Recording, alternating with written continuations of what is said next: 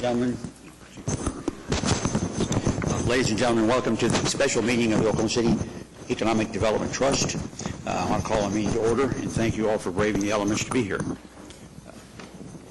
The first item on our agenda is to approve the minutes of the January 28th regular meeting of the Oklahoma City Economic Development.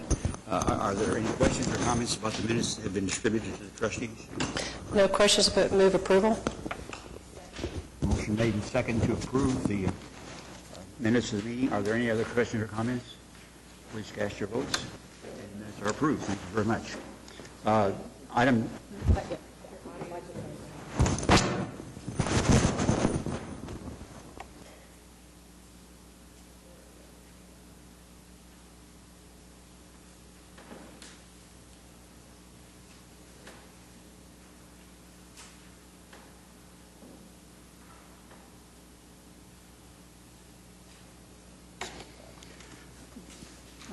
Hopefully you can hear me now.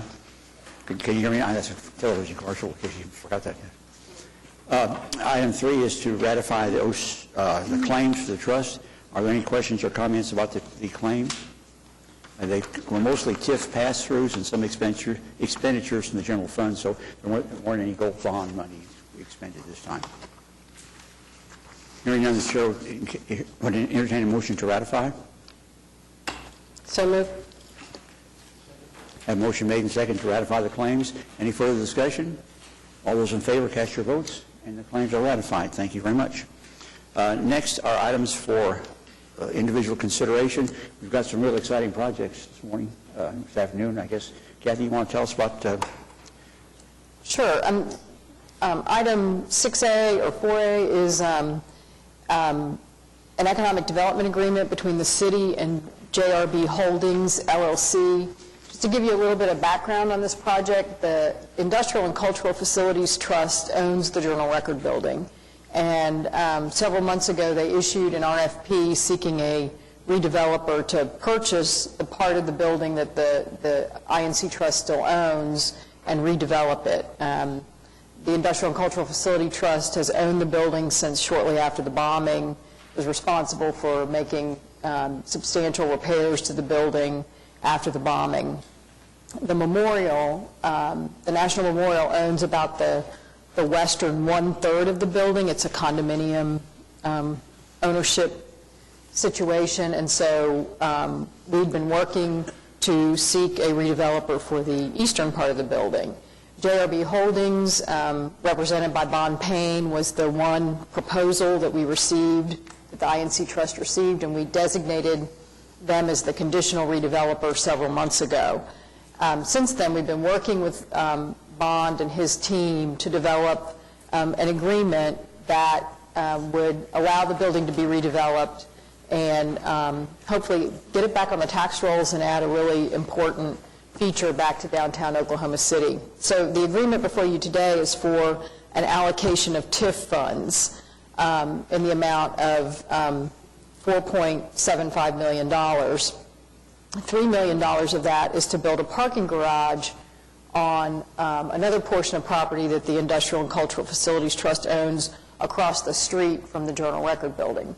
And then the remainder, $1,750,000, is a TIF allocation for the redevelopment of the building itself. There'll be other actions that are necessary by the INC Trust and the City Council that will be happening over the next few months to completely wrap up this deal. But the TIF allocation is an important piece of the financing that's required to get the Journal Record building redeveloped and opened back up as office space, and it will be used as office. So with that, we'll be glad to answer any questions. Bon Payne is here from JRB Holdings. If you'd like to ask him anything too, I'm sure he'd be glad to respond.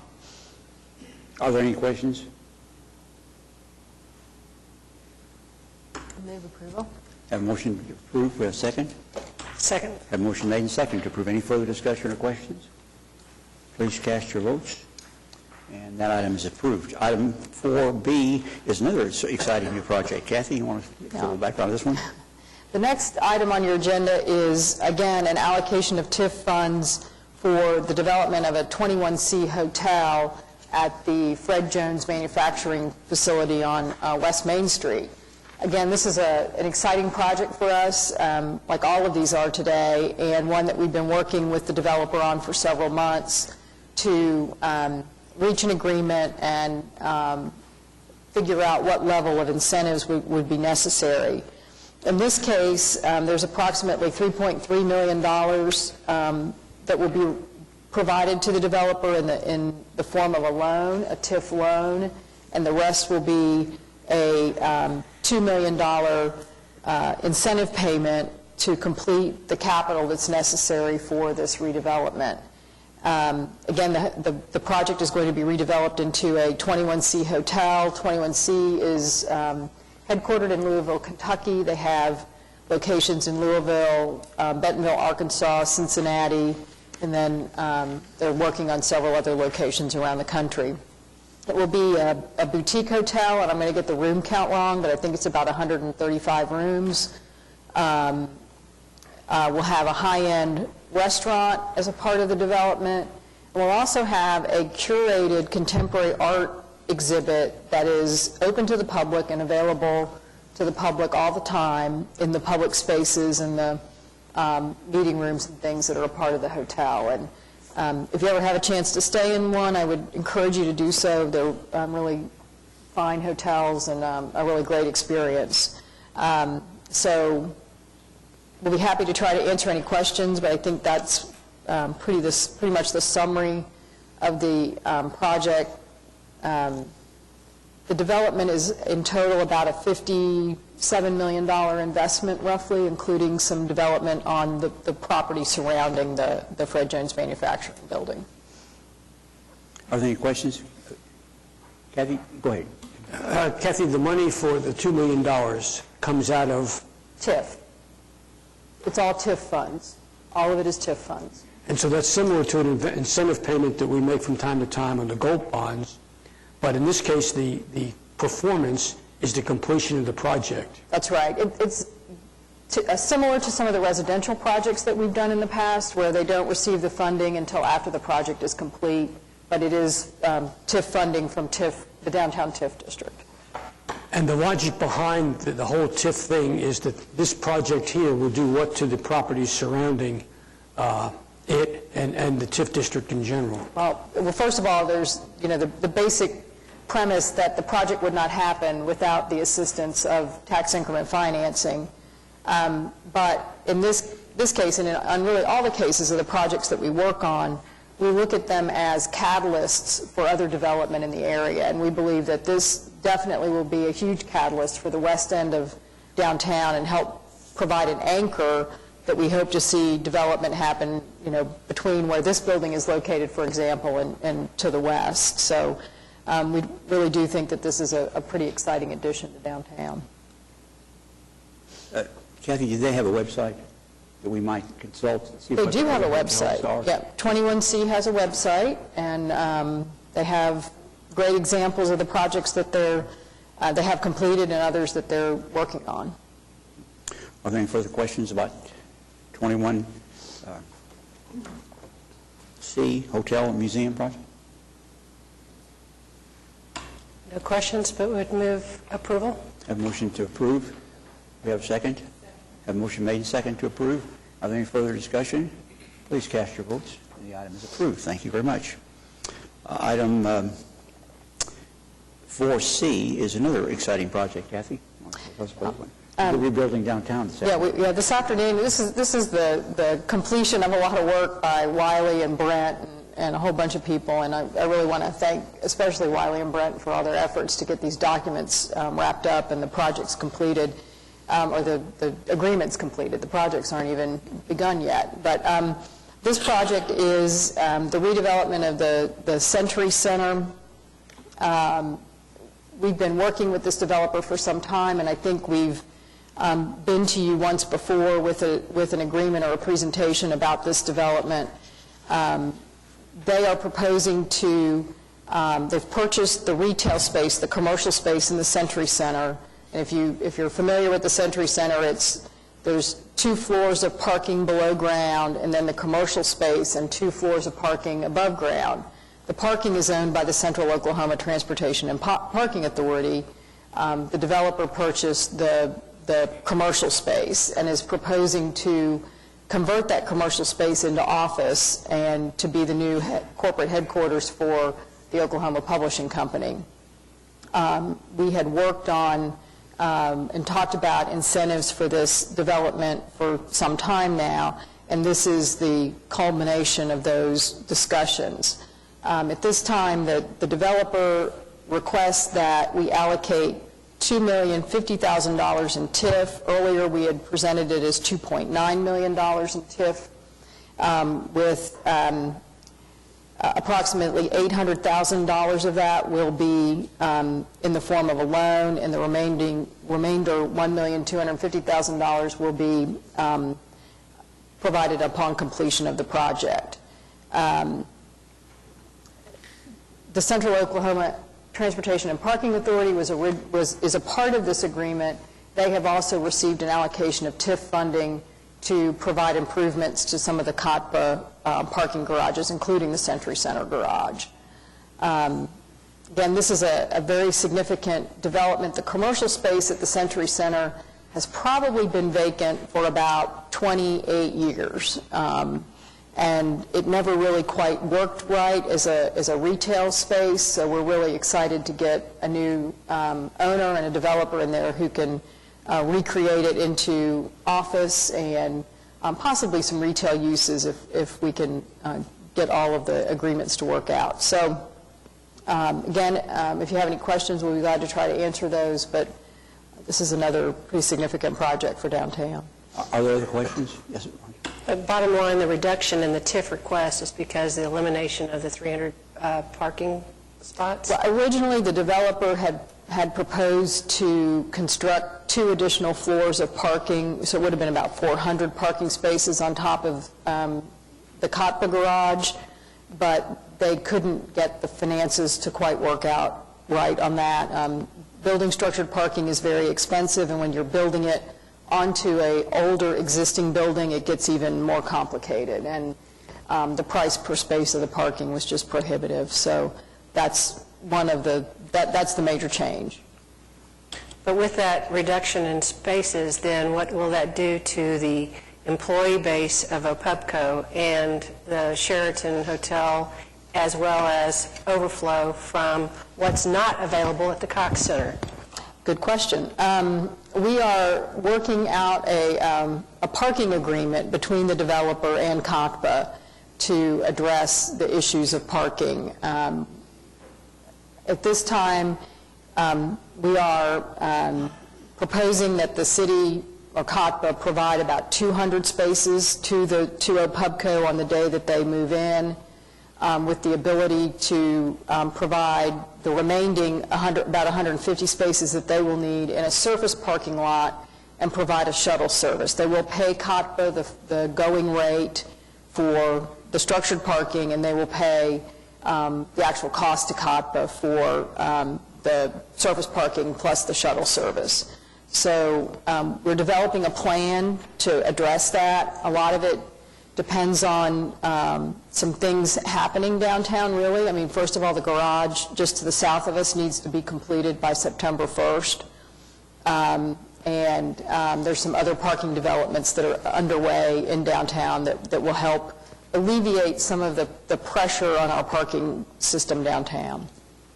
But, and Rick Kane is here, Debbie Holtzclaw with COTPA. If you have any other questions about parking, I think I hit all the high points on the parking agreement and what we're planning on negotiating with the developer.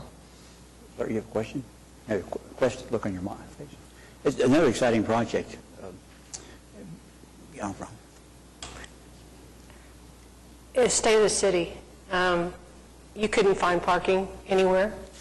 And so now the 350 additional spots to service OPUBCO still will not account for influx of 2 activities going on at the Cox Center at one time, and for the flow, not to mention the fact that there was no one working those booths to take your passes. It's just the influx of great business is wonderful, but we need to further think out those logistics. Otherwise, it's a black eye, and it will long-term affect our ability to hold these types of sessions.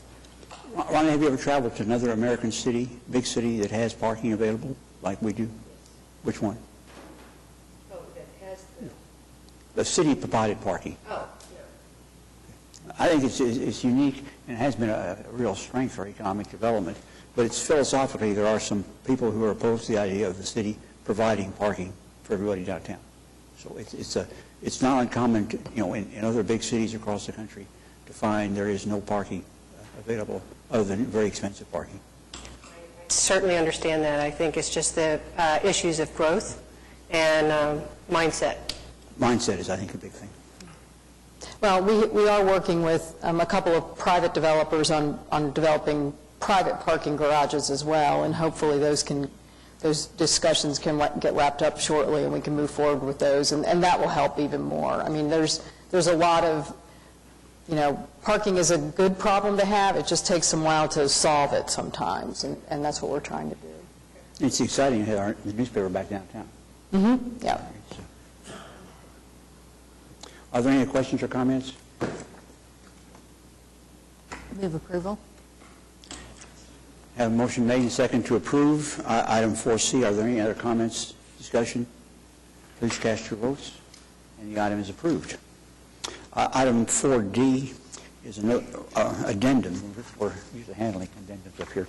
This one has to do with Mary Gardens. Kathy, do you want to say a word or two about this one?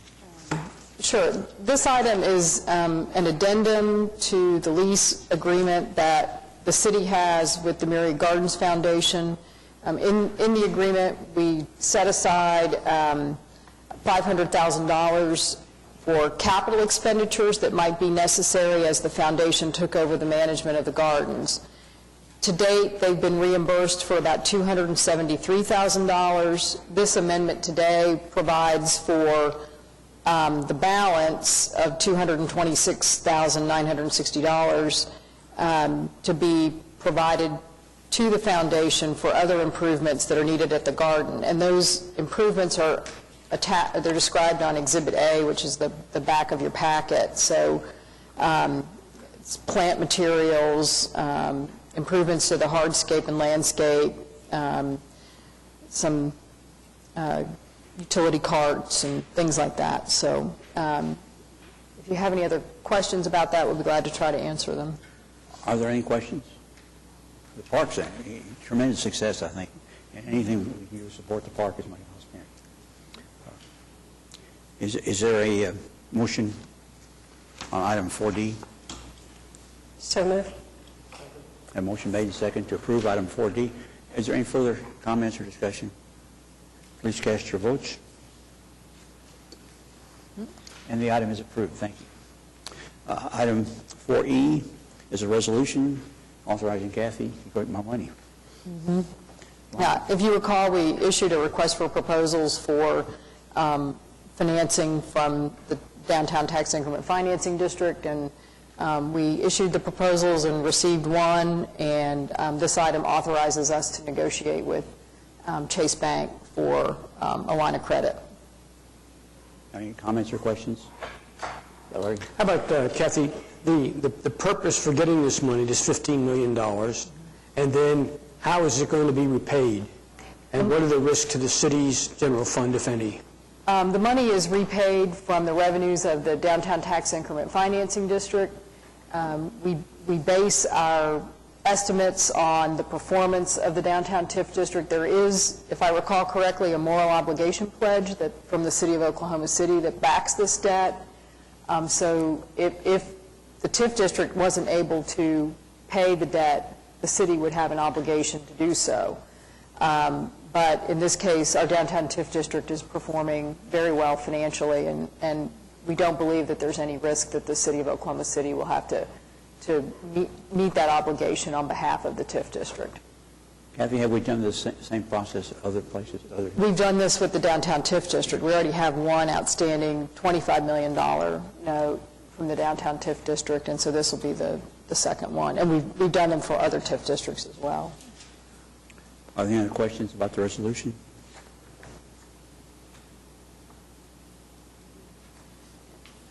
If not, the chair will entertain a motion. Second. A motion made and second to approve the resolution. Please cast your votes. And the resolution is approved.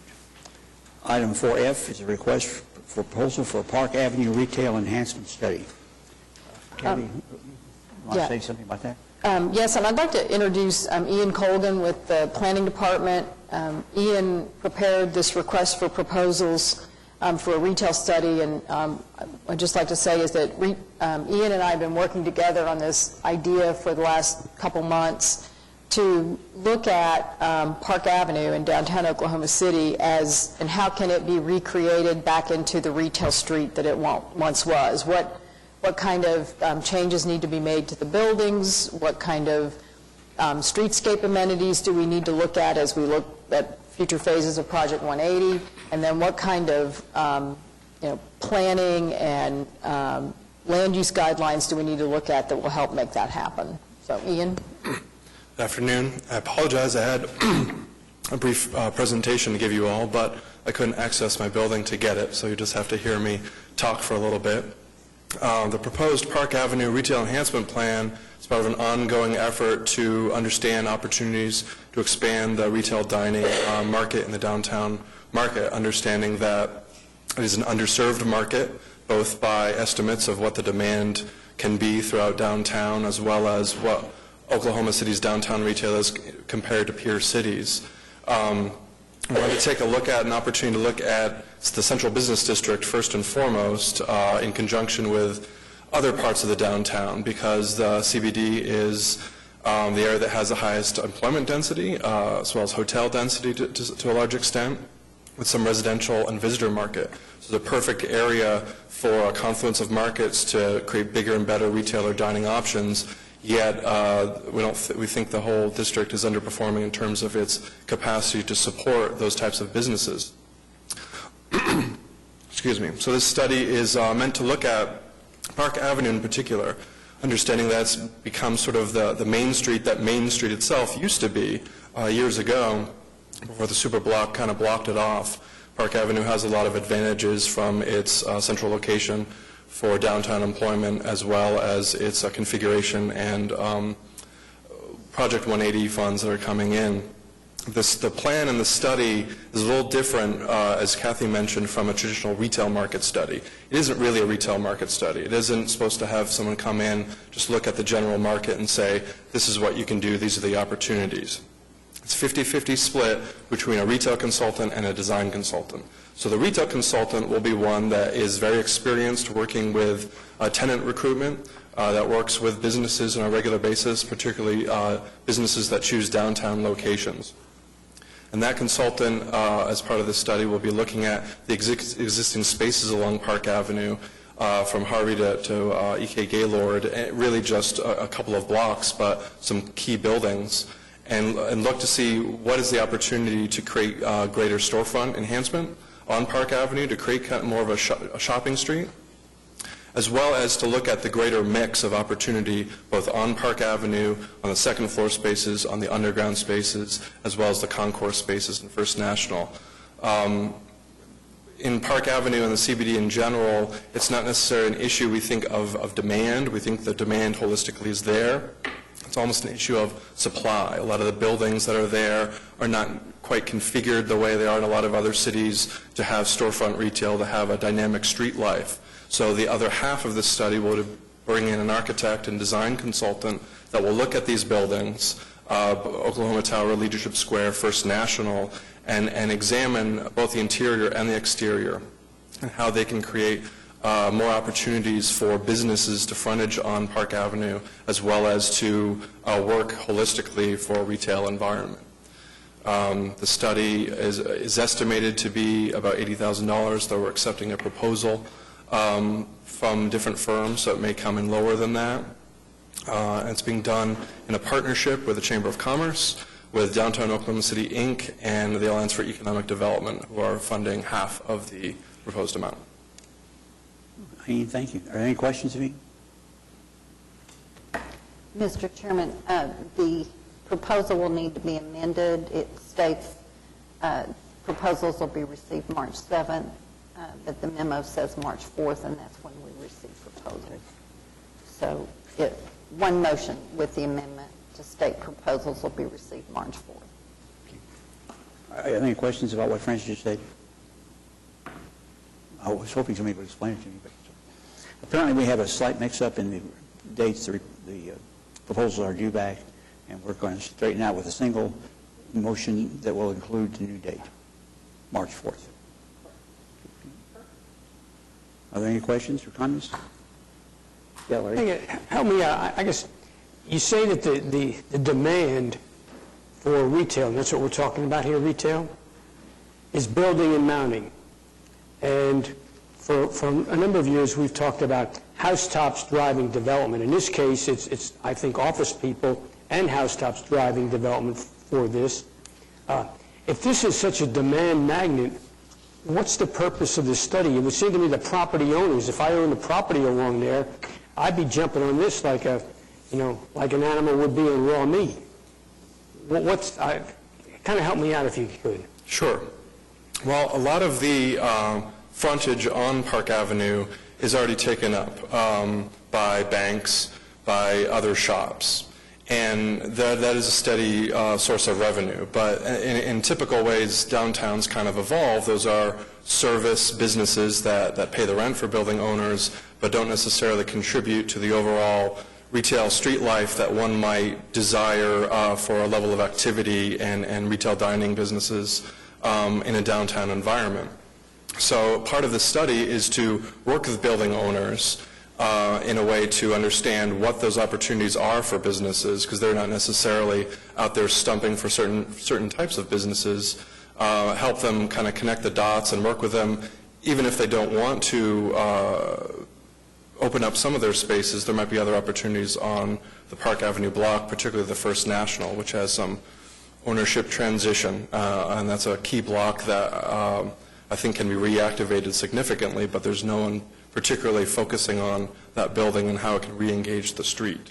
So it's meant to be very much a study as well as a dialogue with building owners, property owners, business owners, thinking of maybe a goal or an idea of a more enhanced Park Avenue, but really understanding what those realities are and whether there's buy-in for that.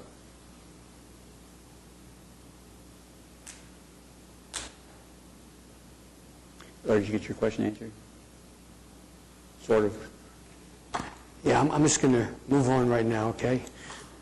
Don't be discouraged, Ian. He's sort of a grumpy old man.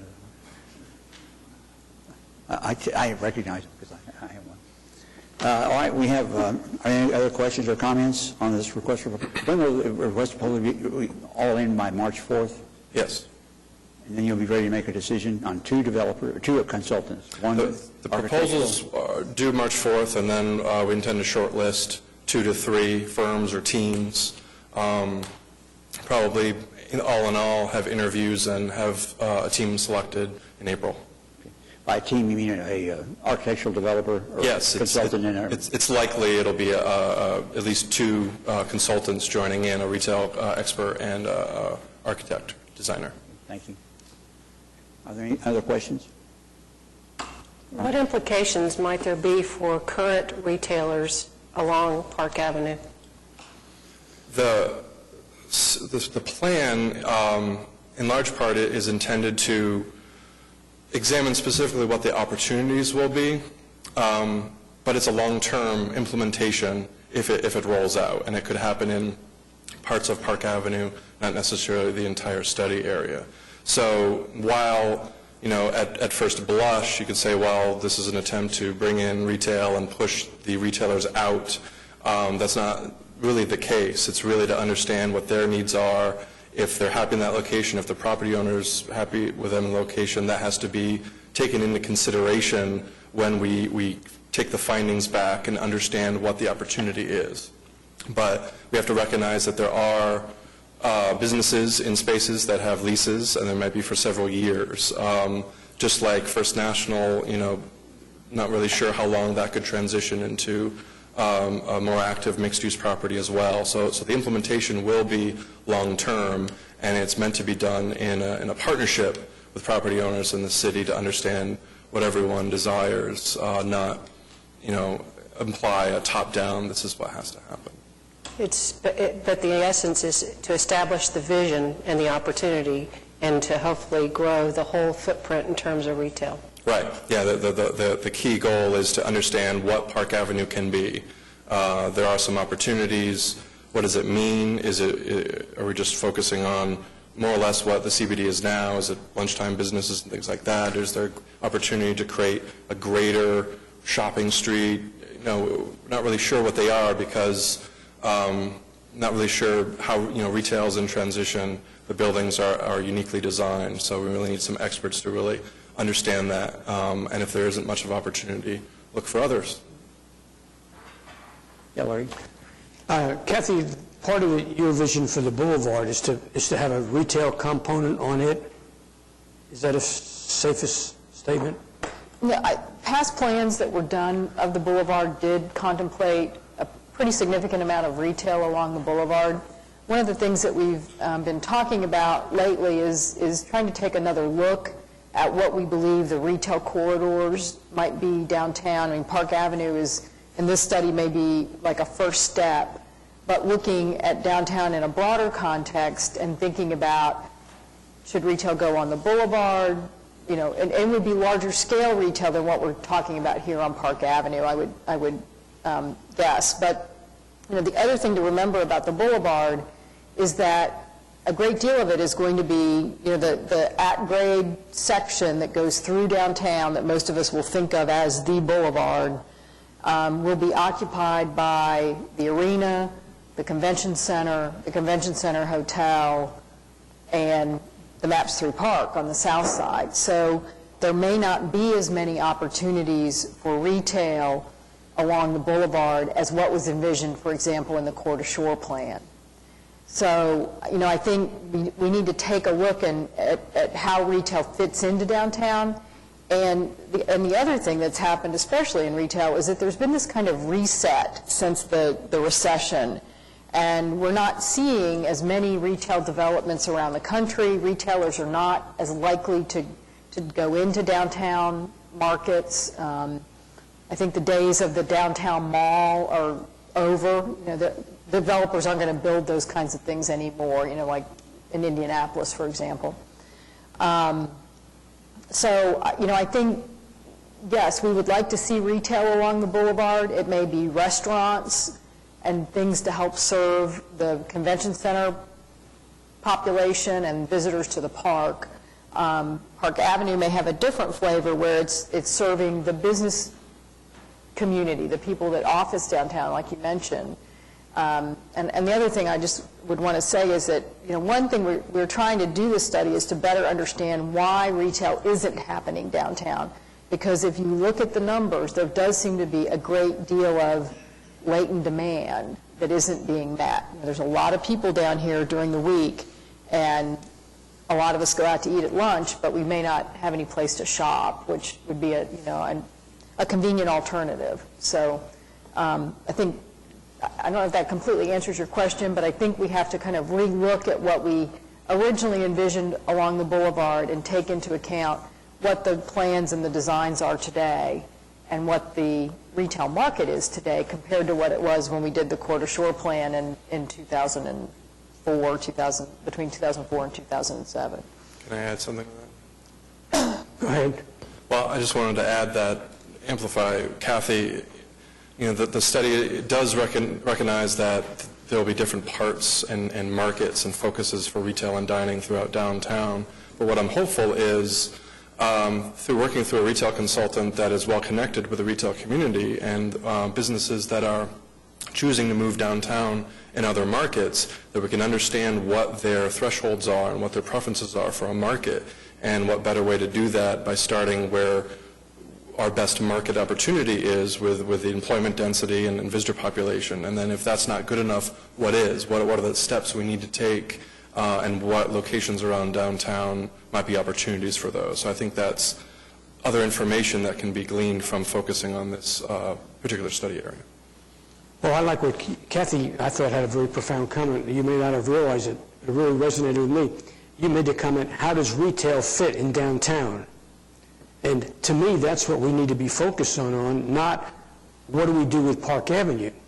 And I'm having a problem putting those two pieces together, because we talked about the retail along the boulevard. We've talked about the retail that will be generated in that general area when the convention center is built. We've talked about retail being generated on the periphery of the Court to Shore, and that's longer for out in the future. We're hoping, I believe, that retail will be generated around the new hotel that we talked about at the Fred Jones facility. You've got retail developing along Automobile Alley, and you've got also a very healthy retail, I think, beginning to develop out in the Midtown area, which when the trolley gets in is going to be within the context. I guess my problem in trying to figure out is, are we going the right way with asking what do we do with Park Avenue, as opposed to answering your question, which I think is far more relevant, how does retail fit into downtown? That's the quandary I'm in. And I think that how does retail fit into downtown?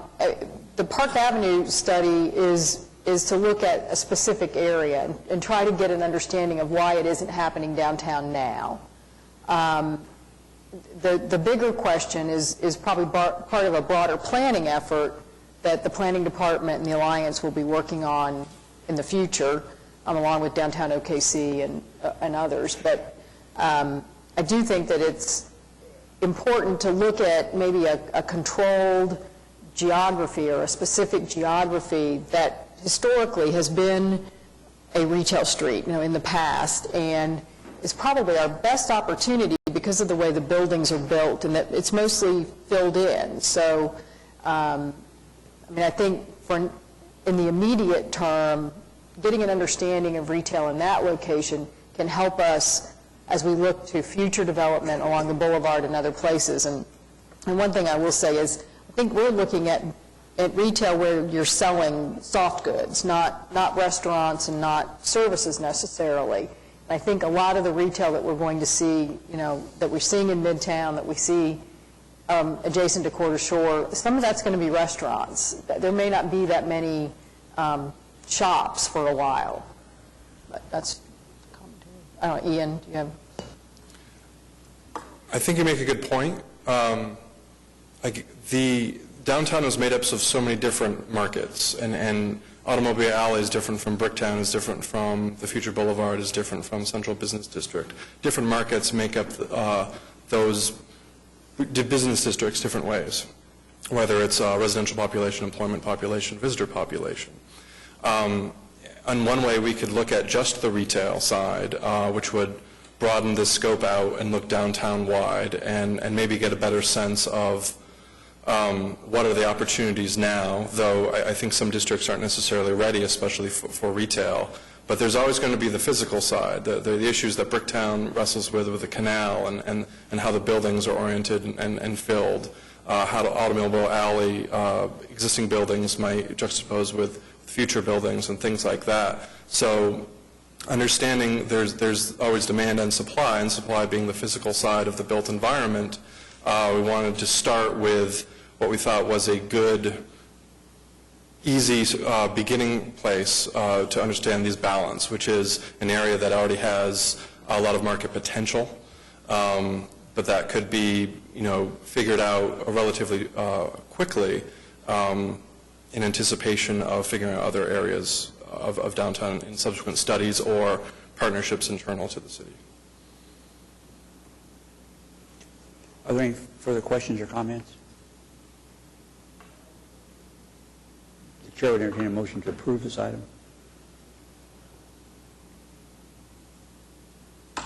Move approval to issue the request for proposal with the March 4th submission date. Thank you. We have a motion made and second. Is there any further discussion, questions, or comments? Please cast your votes, and the item is approved. Thank you very much, Ian. Good luck. Item 4G, Alliance for Economic Development report. Kathy, do you have anything to say about the report that's included? I can kind of hit the highlights if you'd like me to. I mean, in your packet are the second quarter financial statements for the Alliance for Economic Development and a quarterly report that's required in the agreement between the city and the Alliance. Just to hit some of the high points of the work that we did over the past quarter, we completed the MAPS 3 private investment study that we'd been working on for several months and presented that at the Chamber of Commerce retreat and to the streetcar and park subcommittees in that second quarter of the year. Since then, we've also presented that to the MAPS 3 Advisory Board. Also during the last quarter, we completed the Convention Center Hotel Market Study and the Economic Impact Report, and that was presented to City Council in December. And we've been working with the Central Oklahoma Transportation and Parking Authority to develop, and the MAPS 3 office, to develop a RFP for a parking study that looks at the parking requirements that are created by the MAPS 3 projects and the private investment that will be associated with those projects, mostly in the Quarter Shore area. And we've received responses to the request for proposal, and we've selected a firm that COTPA's currently getting under contract, and we're having preliminary discussions on the work. Under the job creation category, probably the most notable project that was announced in the last quarter was the GE Global Energy Research Center. We worked on that with the Chamber of Commerce and represented the Oklahoma City Urban Renewal Authority and the Redevelopment Authority. The Urban Renewal Authority owns the land where the research center that GE selected for the research center.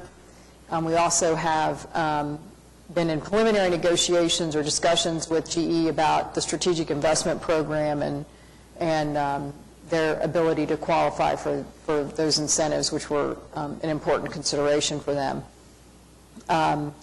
We also continue discussions at Tinker Air Force Base about the potential acquisition of the BNSF rail yard, and Project Socrates, which was a large distribution center that was recently announced that it will be going to Owasso. So we competed to the finalist phase for that project, but weren't successful. On the downtown development and redevelopment area, we continue to have discussions with the OCU Law School. It's an exciting development for downtown, and we have discussions with them about streetscape and future development and parking and all of the issues that go with a downtown location.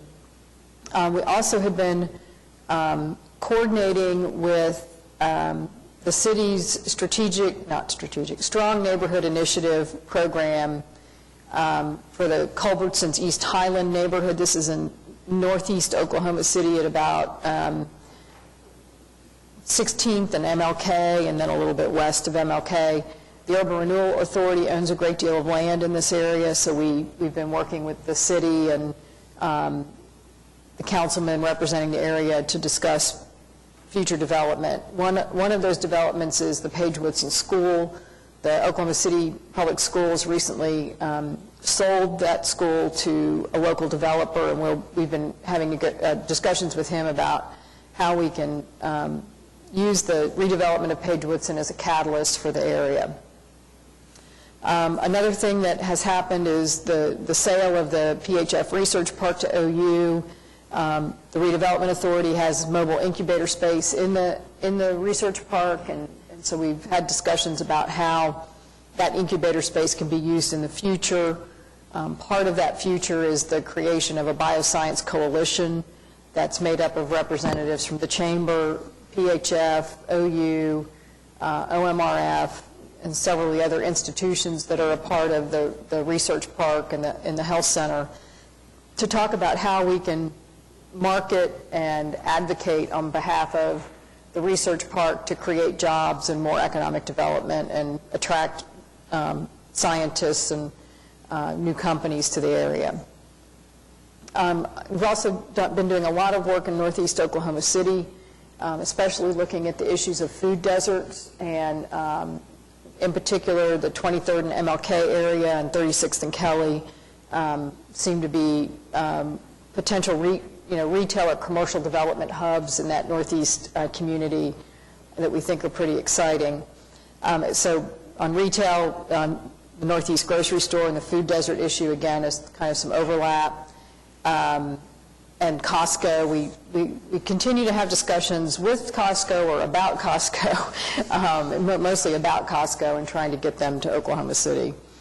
Downtown, most of those we probably had on our agenda today. The Journal Record Building, 21C Hotel, the Century Center, all of those are a part of our ongoing work in downtown. So that's pretty much the high points. Good. Are there any questions for Kathy? Is it working like you thought it would? Is the Alliance working like you thought it was going to work? Yeah, I think it's working really well. I do too. Congratulations. Are there any comments from the trustees? I guess we have to receive the report, Kathy. Do we have a motion to receive the report? A motion made and seconded to receive the report. Any further discussion? Please cast your votes, and the report is received. Thank you. Now we can ask for comments from the trustees. Comments from the staff? Comments from the citizens? Hearing none, we are adjourned. Thank you very much.